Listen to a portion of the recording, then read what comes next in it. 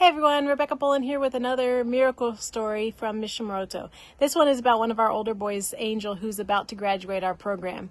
He was called by God from a very young age in a district near Moroto called the Kabang district when he almost died from falling out of a tree into water that he thought he was going to drown in. And as he's falling from the tree, he asks God, "Why are you letting me die? I'm a young person. Why are you letting me die like this?"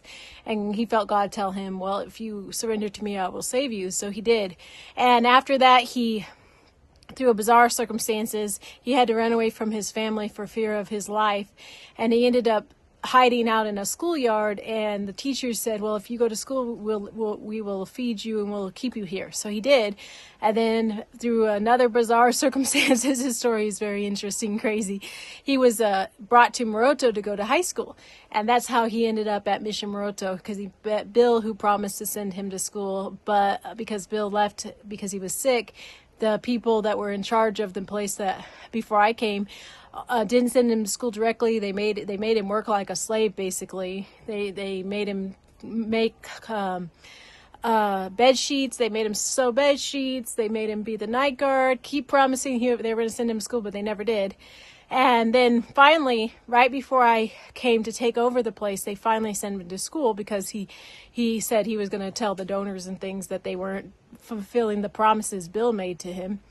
And but he was persecuted at school as well. Even after I came, he was persecuted. People would throw his books into the toilet and all this nonsense, because every step of his life has been him struggling against Satan, against forces of this world trying to keep him down, but him persevering.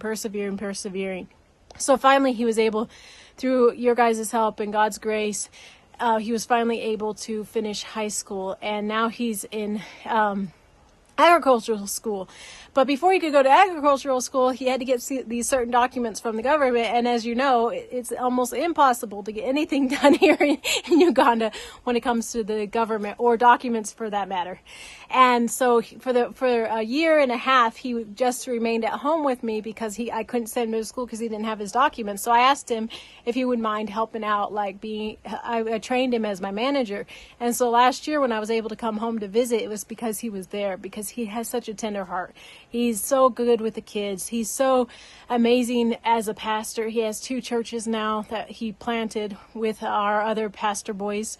And he loves people more than anything. He's so self-sacrificing.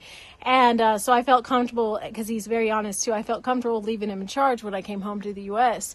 And praise God, this last year he finally was able to go back to agricultural school. So he's there now.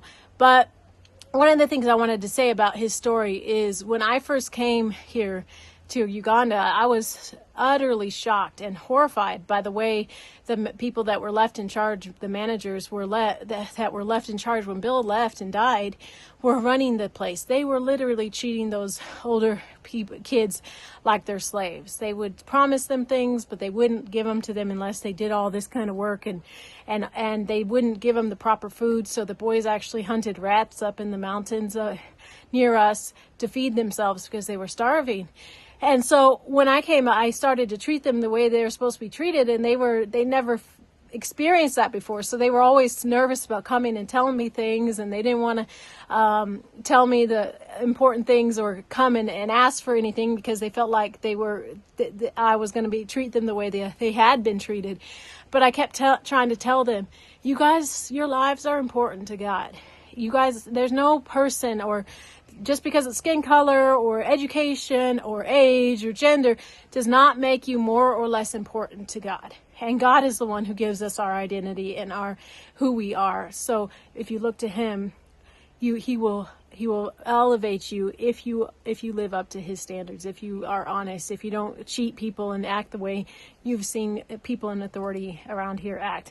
Because even the pastors in this culture are very dishonest. So I've been trying to teach our older boys, and Angel's an example of God miraculously saving his life, but also making his heart tender. And he is honest, and so is some of our other boys like Keddy and Militant. And I'm so grateful for God to giving them to me, but also allowing me to speak into their lives, and them learning what true Christianity is and what it truly means to be a godly man. I love you all. I hope you enjoyed this video too.